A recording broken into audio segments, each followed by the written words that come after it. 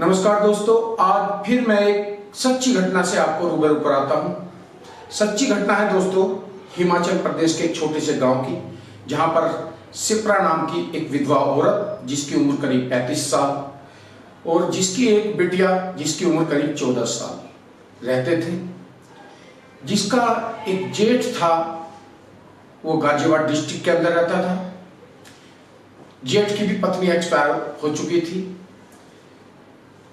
कुछ दिन बीतते हैं, शिप्रा एक दिन अपने जेठ को फोन लगाती है और कहती है कि जेठ जी, यहाँ पर रहते हुए हमारा मन नहीं लग रहा।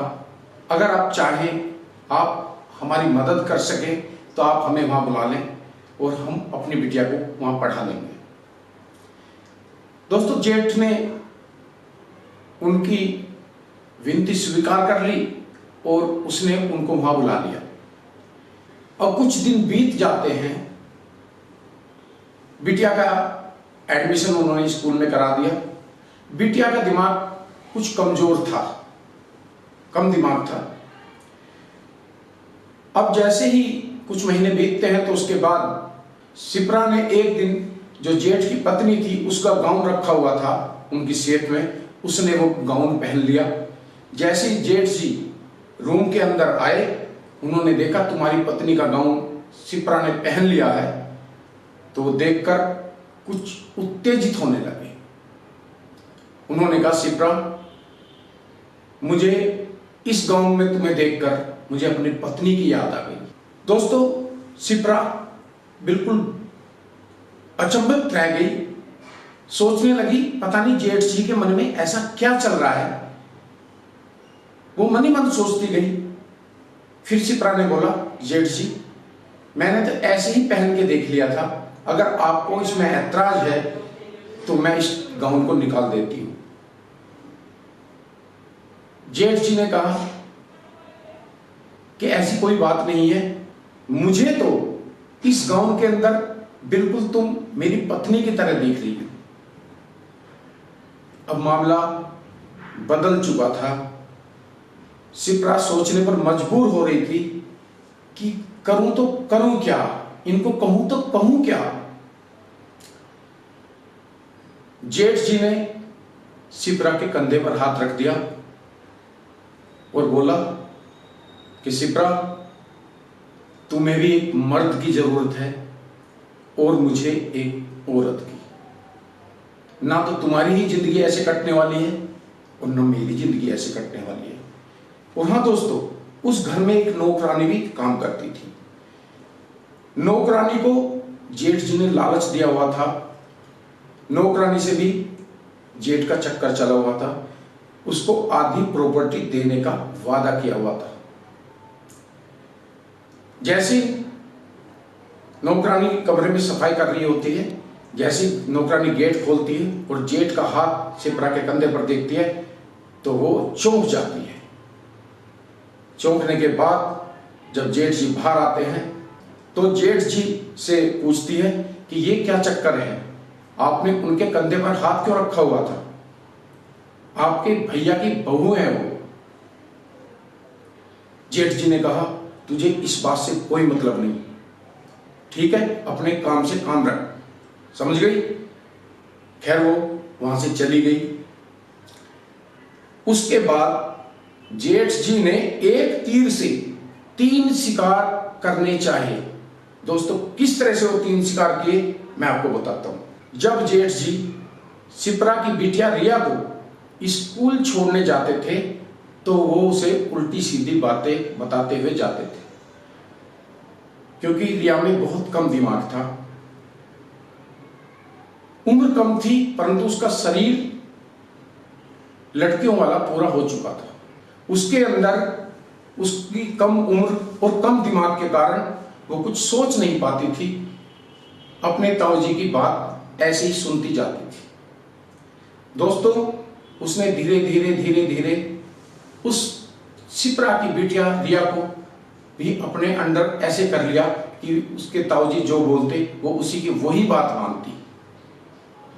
वो रात को सोने के लिए उसे अपने पास बुलाते कि बेटा मेरे पास सो जाओ, आ जाओ। शिप्रा को कुछ भी अंदाजा नहीं था कि चल क्या रहा है। वो कुछ घंटे उसे सुलाने के बाद शिप्रा के पास आ जाते। शिप्रा को कुछ भी समझ में नहीं आ रहा था कि क्या चल रहा है।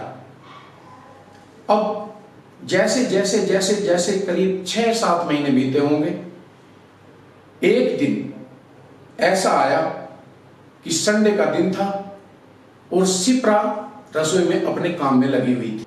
रिया खेलने के बहाने अपने ताऊजी के रूम में चली गई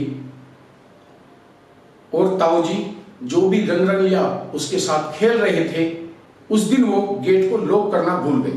ऐसा क्या है जो कि गेट बंद करके ही करते हैं ये लोग। शिप्रा ने सोचा मैं देखती हूं। जैसे शिप्रा ने गेट पर हाथ मारा तो रिया को उन्होंने गोद में बिठाया हुआ था, उसके गाल पर किस कर रहे थे। शिप्रा देखकर चौंक गई, सोचने लगी कि इस इंसान ने तो हैवानियत की हद ही कर दी है। अब शिप्रा को कुछ भी समझ में नहीं आ रहा था, करूं तो क्या करूं। अब उधर वो नौकरानी आ जाती है। नौकरानी शिप्रा से बोलती है कि मालकिन मैं आपसे कुछ कहना चाहती हूं। शिप्रा कहती है कहूं आपको क्या कहना है। नौकरानी कहती है मालकिन आपको अगर बुरा ना लगे तो मैं इनके बारे में कुछ बताना चाहती हूं। शिप्रा ने कहा कि आप बेझिझक मुझे बताइए आप क्या कहना चाहती हैं। उसने बताया कि मालकिन करीब मैं 5 साल से इनके पास काम कर रही हूं और तो और मैंने इनके साथ शारीरिक संबंध भी बना चुकी हूं। हफ्ते में मैं कई बार इनके साथ शारीरिक संबंध बनाती हूं। मुझे ये लालच था कि इन्होंने कहा था कि मैं आधी प्रॉपर्टी तुम्हारे नाम कर दूंगा। इस लालच में मैं इनसे शारीरिक संबंध बना चुकी थी।